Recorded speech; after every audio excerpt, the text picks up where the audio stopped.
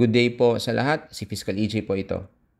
Headline ang pagkakadismiss kay DPWH Bulacan District Engineer Henry Alcantara. Pero ang usapin dito, hindi lang basta administrative sanction.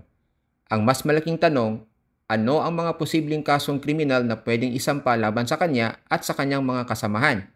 At higit pa roon, kung may mga mambabatas na sangkot sa anomalya, paano naman sila mahahabol ng batas? Unahin muna natin si Alcantara mismo, kasama ang kanyang mga project engineers, staff at contractors. Dito, halos walang dudang may mabigat silang criminal liability tulad ng number 1, falsification of public documents. Kapag pinapirmahan mo sa papel na tapos na ang proyekto kahit wala pa, malinaw na falsification yan. Kumbaga, sa dokumento may dike, pero sa aktwal, baha lang ang makikita. Number 2, malversation of public funds. Pera ng bayan ang ginastos para sa proyektong ghost pala. Kapag public officer ka na nagbulsa o pumayag na mabulsa ang pondong hawak mo dahil sa posisyon mo, malversation ang tawag doon. Number 3, Anti-Graft and Corrupt Practices Act. Dito pumapasok ang acts of corruption tulad ng pagbibigay ng undue advantage sa contractor o di kaya'y gross negligence na nagdulot ng malaking pinsala sa gobyerno. Tandaan, kahit hindi ka nakinabang directly, kung gobyerno ang dihado sa pinasok mong kontrata, pasok ka pa rin sa kasong graft. At number 4, plunder. Kung ang perang sangkot ay aabot o hihigit sa 50 million pesos at may kombinasyon ng mga overt acts gaya ng malversation, falsification at bribery, pasok na ito sa plunder, isang kasong may parusang reklusyon perpetua. Kaya makikita natin, hindi ito simpleng administrative offense. May criminal exposure talaga si Alcantara at ang kanyang direct circle. Ngayon, sinasabi ni Alcantara na umasa lang siya sa subordinates niya na nagsabing tapos na ang proyekto. Pero mahina po itong depensa. Bakit? Dahil bilang district engineer, obligasyon niyang mag-verify at mag-inspect. Hindi pwedeng iasa lang sa staff.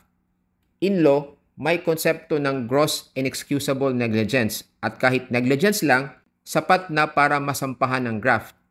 Kung tutuusin, mas lalo pang masama kung mapapatunayang pumirma siya sa dokumento nang alam niyang hindi pa talaga tapos ang proyekto.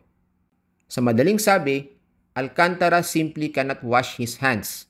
Siya ang head, siya ang pumirma, so siya po ang mananagot.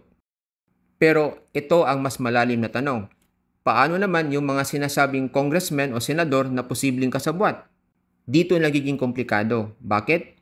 Kasi ang mga mambabatas ay hindi direktang nakikialam sa project implementation. Ang papel nila kadalasan ay mag-endorse ng budget o mag-recommend ng proyekto.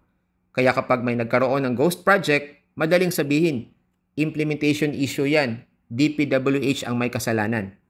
Kaya unless may matibay na ebidensya, halimbawa dokumento o testigo na nagsasabing sila mismo ay nakipagsabwatan para itulak ang ghost project, mahirap silang kasuhan. Ang simpleng hinala o chismis, hindi po sapat.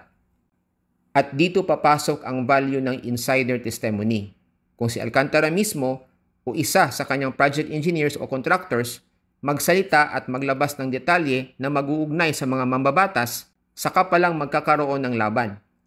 Kung walang maglalantad, the chain of liability ends at Alcantara's level. At gaya ng ilang anomalya noon, tulad ng pork barrel scam, madalas, unless may whistleblower, those higher up in the political chain walk away untouched, unfortunately. So malinaw, Alcantara and his immediate cohorts face serious criminal charges, falsification, malversation, graft, and maybe even plunder. Now, will this case stop with him or will it climb higher, possibly reaching the halls of Congress? The answer lies in whether someone inside the circle decides to speak up.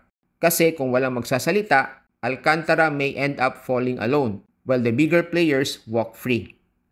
So yan lang po ang gusto kong ibahagi today and see you in my next video. Maraming salamat po.